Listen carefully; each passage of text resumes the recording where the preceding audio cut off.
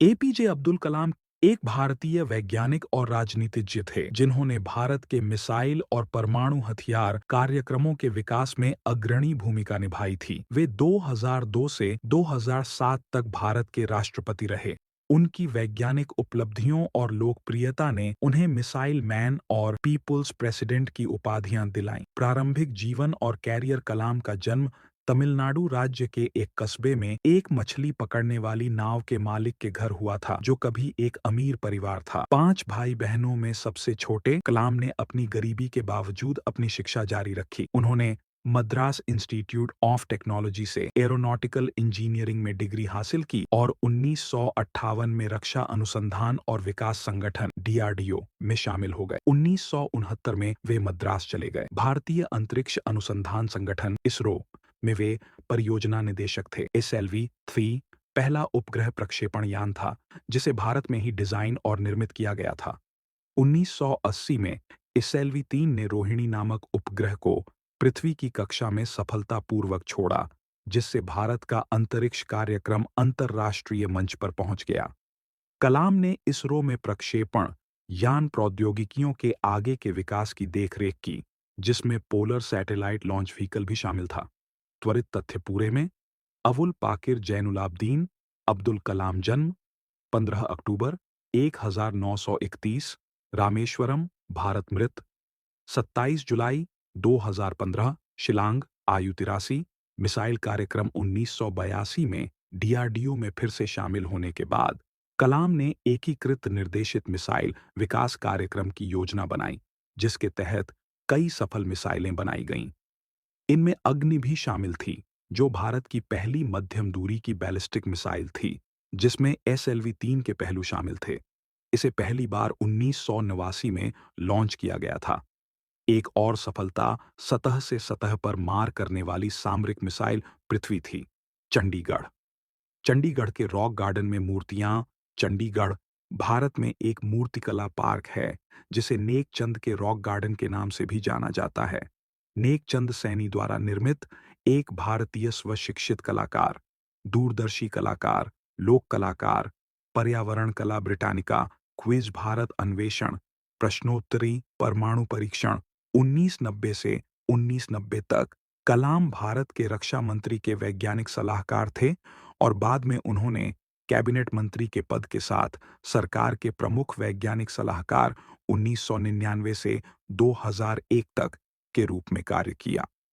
इस अवधि के दौरान उन्होंने सरकार की मिसाइल प्रणालियों के शस्त्रीकरण में महत्वपूर्ण भूमिका निभाई, जिससे भारत को परमाणु क्षमताएं मिलीं।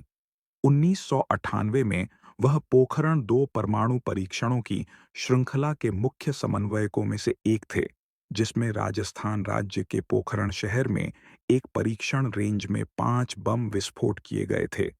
देश के परमाणु हथियार परीक्षणों में उनकी प्रमुख भूमिका ने भारत को एक परमाणु शक्ति के रूप में मजबूत किया और कलाम को एक राष्ट्रीय नायक के रूप में स्थापित किया। हालांकि इन परीक्षणों ने अंतर्राष्ट्रीय समुदाय में बड़ी चिंता पैदा की। 1998 में कलाम ने एक देशव्यापी योजना पेश की, टेक्नोलॉजी विजन 2020, जिसे उन्होंने 20 वर्षों में भारत को कम विकसित समाज से विकसित समाज में बदलने के लिए एक रोड मैप के रूप में वर्णित किया। अन्य उपायों के अलावा इस योजना में कृषि उत्पादकता बढ़ाने, आर्थिक विकास के लिए एक वाहन के रूप में प्रौद्योगिकी पर जोर देने और स्वास्थ्य देखभाल और शिक्षा तक पहुंच को व्यापक बनाने का आह्वान किया गया।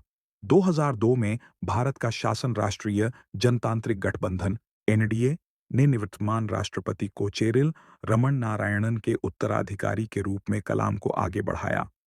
कलाम का कद और लोकप्रिय अपील ऐसी थी कि उन्हें मुस्लिम होने के बावजूद हिंदू राष्ट्रवादी हिंदुत्व NDA द्वारा नामित किया गया था और यहां तक कि मुख्य विपक्षी दल भारतीय राष्ट्रीय कांग्रेस ने भी उनकी उम्मीदवारी का प्रस्ताव रखा था। कलाम ने पूर्व क्रांतिकारी नेता लक्ष्मी सहगल को हराकर निर्वाचक मंडल के वोट आसानी से जीत लिए। जुलाई 2002 में उन्हें भारत के 11वें राष्ट्रपति के रूप में शपथ दिलाई गई, जो कि काफी हद तक औपचारिक पद था। उन्होंने 2007 में अपने कार्यकाल के अंत में पद छोड़ दिया और देश की पहली महिला राष्ट्रपति प्रतिभा पाटिल ने उनका स्थान लिया। परंपरा नागरिक जीवन में लौटने के बाद कलाम भारत को एक विकसित देश में बदलने के लिए विज्ञान और प्रौद्योगिकी का उपयोग करने के लिए प्रतिबद्ध रहे और उन्होंने कई विश्वविद्यालयों में व्याख्याता के रूप में कार्य किया। वे भारतीय प्रबंधन संस्थान के कई परिसरों में विजिटिंग प्रोफेसर और भारतीय अंतरिक्ष विज्ञान और प्रौद्योगिकी संस्थान, तिरुवनंतपुरम के संस्थापक कुलपति थे। उन्हें बच्चों से जुड़ने में बड़ी सफलता मिली और उन्होंने युवा दिमागों से मिलना, बातचीत करना और उन्हें प्रेरित करना अपना व्यक्तिगत मिशन बना लिया। 27 जुलाई 2015 को कलाम भारतीय प्रबंधन संस्थान शिलांग में व्याख्यान देते समय बेहोश हो गए और कुछ ही देर बाद हृदयाघात से उनकी मृत्यु घोषित कर दी गई। ऐसी वीडियो देखने के लिए सब्सक्राइब करें